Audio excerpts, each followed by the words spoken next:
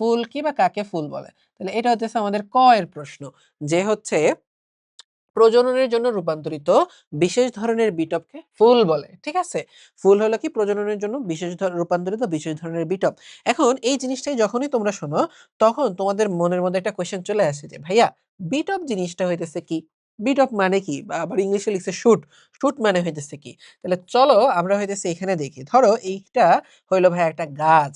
এইটা কি হইলো ভাইয়া? একটা হচ্ছে গাছ। তাহলে দেখো তো এটা গাছের মধ্যে হচ্ছে কি থাকে?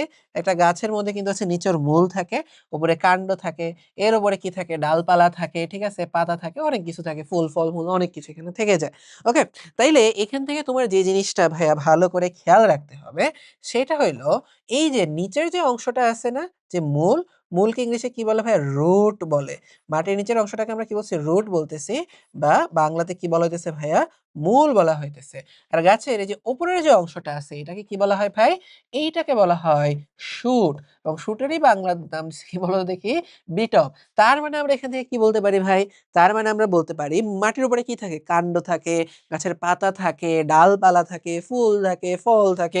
মাটির উপরে যা কিছু আছে সবগুলাই হলো বিটপ। এই যে মাটির উপরে এত কিছু আছে গাছের, এগুলা থেকে প্রজননে কে অংশ নেয়? প্রজননে অংশ নেয় ভাইয়া হচ্ছে ফুল। প্রজননে কে অংশ নেয় ভাইয়া? প্রজননে অংশ নেয় হইতেছে হচ্ছে ফুল।